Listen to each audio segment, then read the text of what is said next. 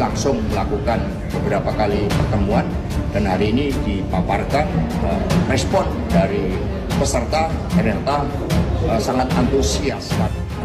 Saya berkonsultasi sama beliau menyarankan bagaimana grand strategi dalam komunikasi ini dapat dilakukan dengan sebaik-baiknya. Karena itulah Presiden Jokowi menugaskan, beliau menyebut nama-nama yang untuk membantu Pak Ganjar Pranowo, sehingga nama-nama itu kami hubungi. Kami sudah bekerja 1,5 bulan dengan tim komunikasi ini sehingga sudah diperoleh suatu strategi yang komprehensif untuk pemenangan Pak Ganjar Pranowo. Kalau Pak Andika dan Pak Arsyad, ya kami berdiskusi juga dengan beliau karena diperlukan juga yang sangat memahami.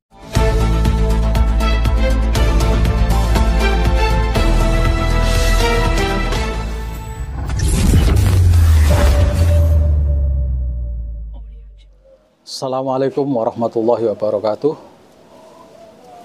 Dan salam opsi, obrolan politik, narasi, dan kontroversi. Sobat-sobat opsi, hari ini kita bertemu lagi. Kita akan membahas tentang kelanjutan dari cawe-cawe Presiden Jokowi terhadap Pilpres 2024. Ada sebuah berita baru yang makin mengukuhkan bahwa niat Presiden Jokowi untuk cawe-cawe dalam Pilpres itu adalah niat yang sungguh-sungguh, dan sekarang sudah ditindaklanjuti dengan sebuah langkah strategis tanpa tedeng aling-aling lagi.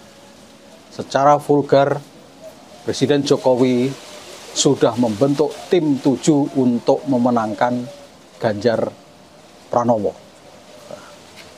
Sobat opsi, ini obrolan santai hari ini.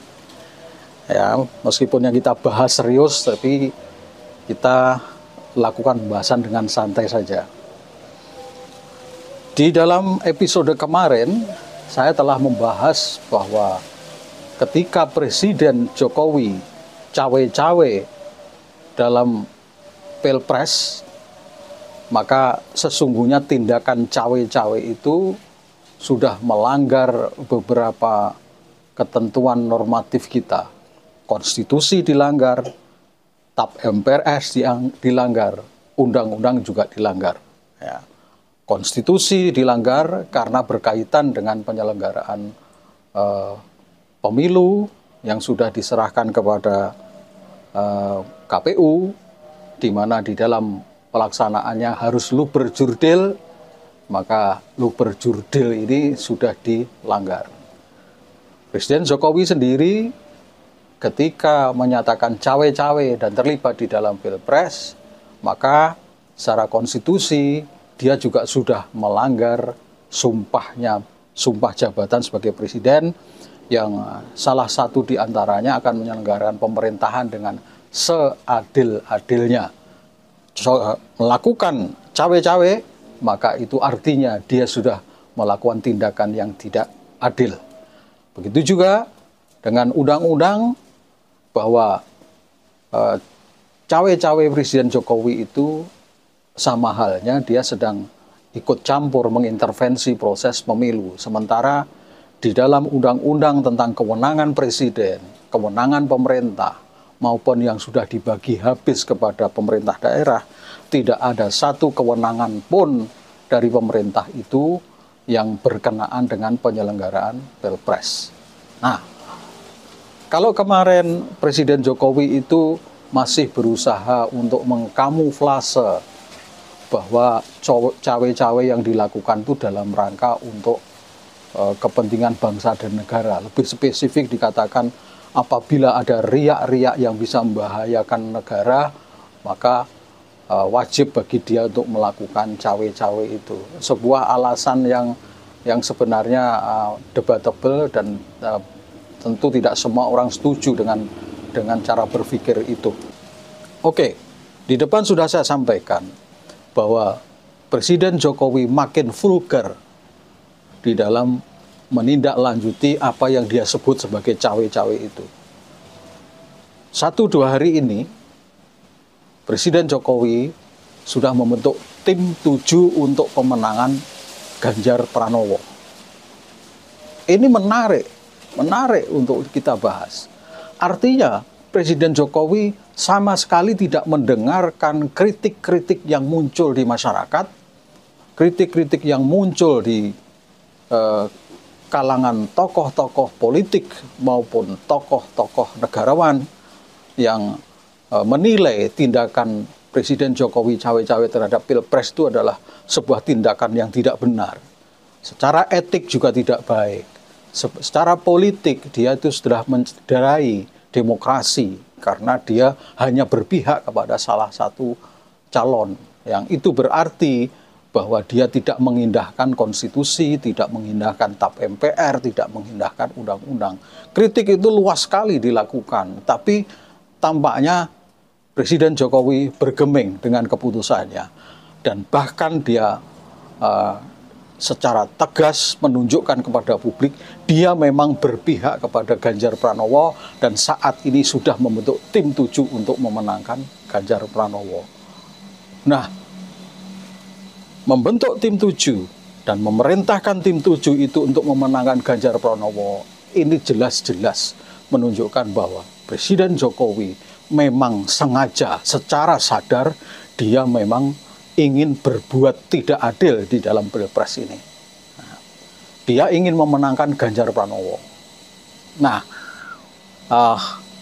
yang menjadi ketertarikan yang lain adalah, yang membuat isu ini menjadi menarik adalah bahwa sebelumnya Presiden Jokowi itu telah membuat statement yang mengendorse selain Ganjar Pranowo juga Prabowo.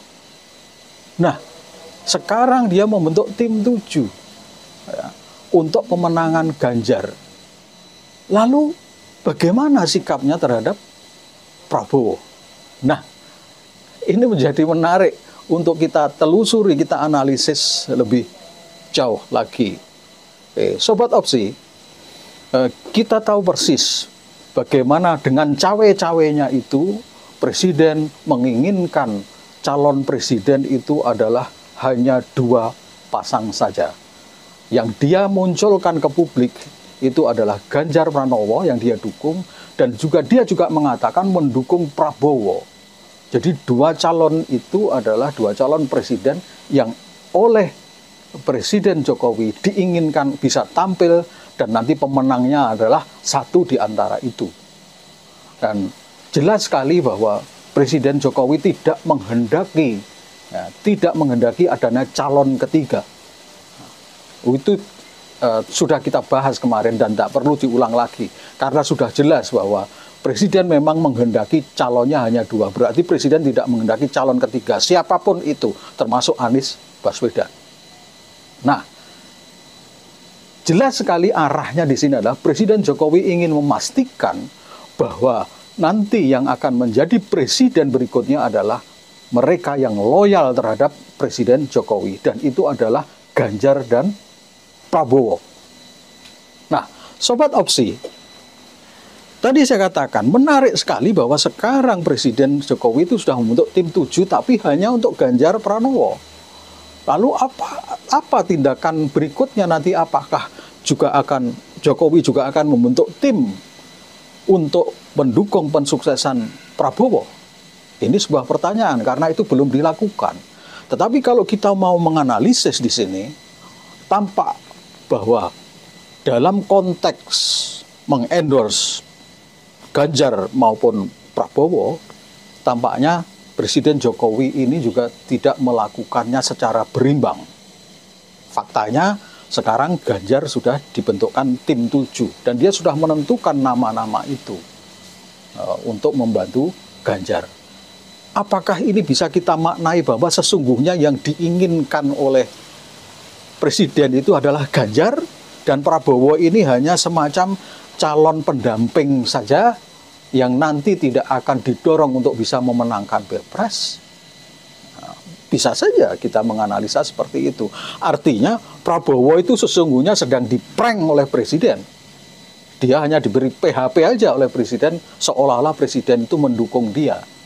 Tapi sesungguhnya Presiden sedang membuat skenario untuk membuat calon itu terbatas hanya 2, Tapi dia sesungguhnya punya keinginan nanti yang jadi adalah Ganjar. Dan pemenangan Ganjar itu diharapkan cukup sekali putaran. Dan sekali putaran itu berarti hanya dua pasang calon. Nah, sampai di sini sesungguhnya kalau kita mau kritis, Prabowo dalam konteks ini tidak secara sungguh-sungguh di-endorse oleh Presiden Jokowi. Ya. Apa yang saya sampaikan itu sampai dengan gejala hari ini. Saya tidak tahu apakah besok Presiden Jokowi dengan alasan cawe-cawenya itu akan membuat manuver-manuver lagi, akan mengubah, kemudian tiba-tiba membuat tim juga untuk Prabowo, saya tidak tahu. Tetapi kalaupun itu dibentuk, maka sesungguhnya Presiden ini betul-betul sudah mengobok-obok, mengintervensi demokrasi yang ada di negeri ini.